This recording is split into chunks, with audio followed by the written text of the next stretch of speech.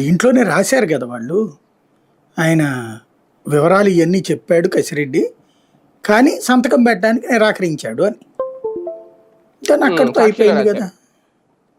వాళ్ళ దీంట్లో ఉంది కదా రిమాండ్ రిపోర్ట్లో. Remand report. రిమాండ్ రిపోర్ట్లో అది ఉందంటే అక్కడతోనే అయిపోయింది. రిమాండ్ రిపోర్ట్లో ఉందంటే అదంతా ఇక మనకి కథ, స్క్రీన్ ప్లే, దర్శకత్వం అని చెప్పేసి సినిమాల్లో చివరిలో టైటిల్ వేస్తారు. ఉంటది. అవును. దర్శకత్వం అనేది ఇప్పుడు పక్కన పెట్టేసేయండి.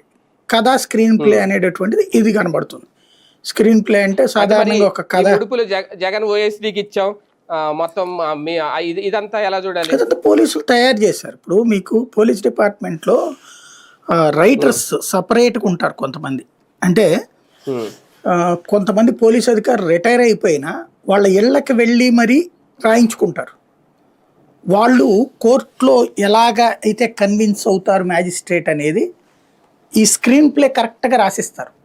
ఏ పాయింట్ ప్రకారం ఎట్లెట్లా 1 by 1 సీక్వెన్స్. లైక్ ఇప్పుడు వివేకానంద రెడ్డి హత్య కేసులో సీక్వెన్స్ రాశారు చూడండి, అట్లాగా సీక్వెన్స్ రాస్తారనమాట. ఫర్ ఎగ్జాంపుల్ ఇప్పుడు ఇక్కడ ఒక మద్యం కుంభకోణం జరిగిందంటే మొదట మద్యానికి సంబంధించి వాళ్ళందరూ కూర్చున్నారు. ఆ కూర్చున్న తర్వాత నిర్ణయం తీసుకున్నారు. ఆ నిర్ణయం తీసుకున్న తర్వాత దాన్ని అమలు చేసే బాధ్యత సోన్స్ వాళ్ళకి చెప్పారు. అలా చెప్పినప్పుడు దాని నుంచి వచ్చేటటువంటి డబ్బులు ఇట్లాగ బిగినాయి. ఆ డబ్బులు సోన్స్ వాళ్ళ దగ్గరికి వెళ్ళినాయి. ఇదంతా కూడా ఇవన్నీ ఆ స్క్రిప్ట్ ప్రకారం ఏది ఆ స్క్రీన్ ప్లే ప్రకారం ఉంటుంది. ఆ స్క్రీన్ ప్లేని అక్కడ కోర్టులో ప్రొడ్యూస్ చేస్తారు.